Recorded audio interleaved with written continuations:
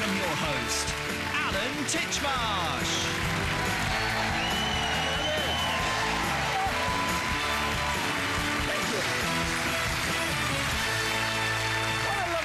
Monday welcome. Welcome to Monday's AT show. Last night, 9 million viewers tuned in to watch the unexpected smash hit called The Midwife. In a moment, we'll be meeting some real-life midwifery heroes. But first, here's what else is coming up today. He won our hearts as the accidental star of Strictly. Now Russell Grant talks about his magical return to the London stage. From 4 Weddings and a Funeral to The Thin Blue Line, he's the current toast of the West End. Actor David Haig's here. If you're planning on getting married this year, we have some of the most exciting wedding destinations from around the world. Plus, if you've a problem with your perennials, Matt James is here to answer your gardening questions. Lots to squeeze in, then. But first, if you, like me, have been missing your dose of Sunday night nostalgia since Downton Abbey finished, then you're no doubt loving the latest hit series, which focuses on the unsung heroes of 1950s childbirth, called The Midwife. It follows a young midwife working in the East End of London and struggling against the harsh realities of her surroundings. Still falling. Where's Dr. Turner? He said he'd come as quickly as he could. Mrs. Lawson, we need you to start pushing. No. It's too soon. I'm not ready. Your body's telling you to push. Your baby wants to come out now. I can't. Please, Mrs. Lawson, we're just trying to help you. I can't have this baby. Oh. I don't know about you.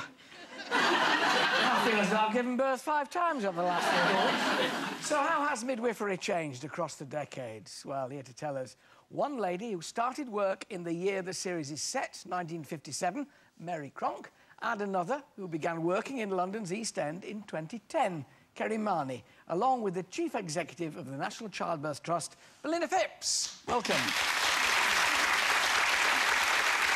Mary, I know... How many babies do you reckon you've delivered in your lifetime? I've had about 2,000 cases. 2,000 babies have come into the world courtesy of you. Yes. How accurate is the portrayal in Call the Midwife of 1950s with midwifery? It's very accurate. It's very true to life, as I remember it. I didn't practice in the East End of London, but I practiced in Paisley, which was an old mill town in Scotland with very socially deprived population. So the poverty was exactly mirrored in Paisley? Very, very similar. I remember no sheets on the beds, using tarred paper, using newspaper. I remember women borrowing a cup and saucer to give me a cup of tea because otherwise you'd use jelly jars. Jam jars. And we think we're hard up today. Now, what's this contraption, this great tin box, which looks like something you'd take camping with you? Is this what you took about? Is this your... Yeah, this came in the back of my bike. It's my delivery bag. And look. What have you got there? That's a steriliser.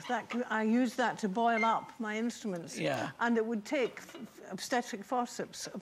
Oh, right, so you lay them all in there, boil it up on their stove. Yeah, boiled up, because we were still doing forceps births at home. Oh, goodness. And you've got... It's wonderful. These are my instruments. I found those last night.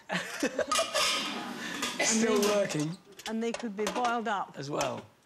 I also found my pinards. Oh, right, the original sort of stethoscope listening to babies.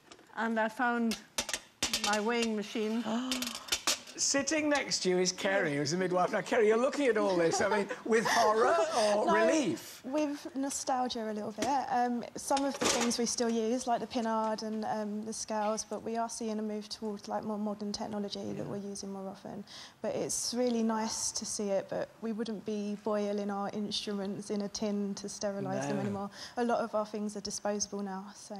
So when you look at Call the Midwife, I mean, do you think, thank goodness I don't have to go through all that again, really? Well, there's a lot of similarities to what we're doing now. Like, I work in the East End of London. We still go around in Poplar.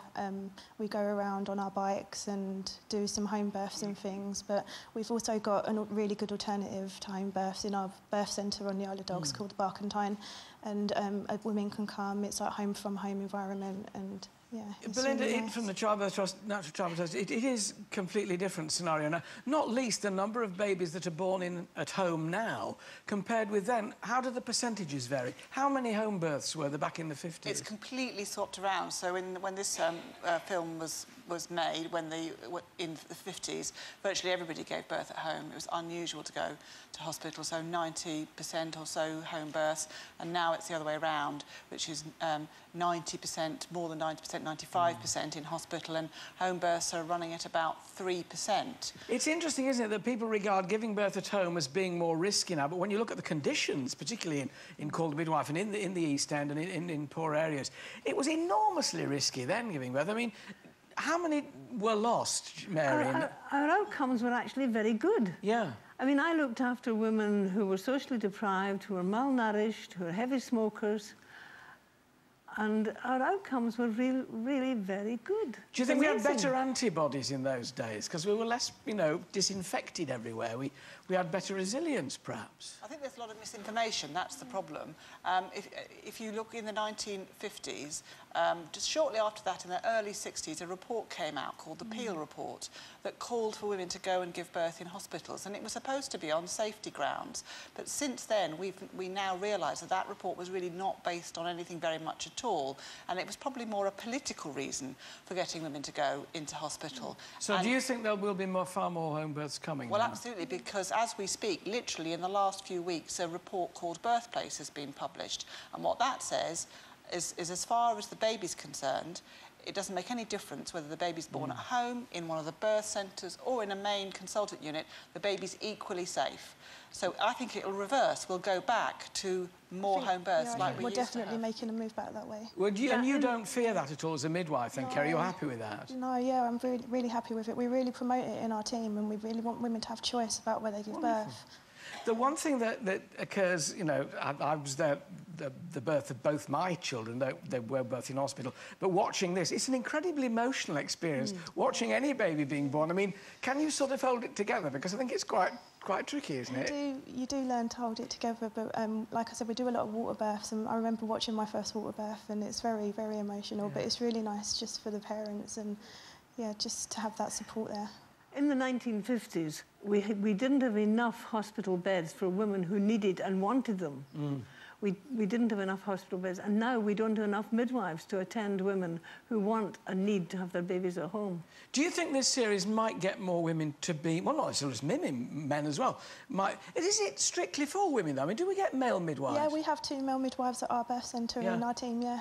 Are women all right giving birth? Well, I suppose we're used to male doctors now, so it doesn't make any difference as far as most of your mums are concerned. Yeah, no, the women love it.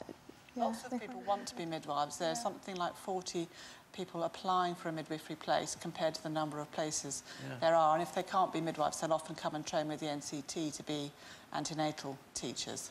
So are you glad you went into it, Kerry? I'm really glad I went into it, and I feel really privileged to be working in the area that I'm working in. Would you encourage other people to be midwives? Definitely, yeah. Mary, after a lifetime of it, would you have had it any other way? No, I loved it. I loved being a midwife, and I only gave up practice 3 years ago, and I miss it dreadfully.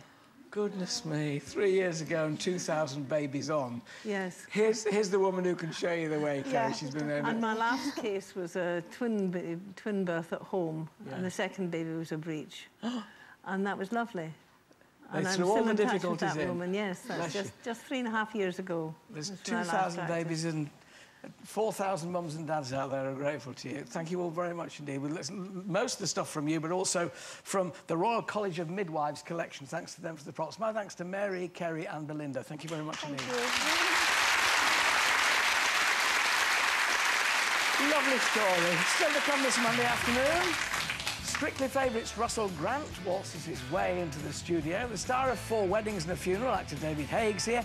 And if you're planning on getting hitched this year, we have a great choice of glamorous foreign locations to show you. Don't go anywhere, we'll be right back.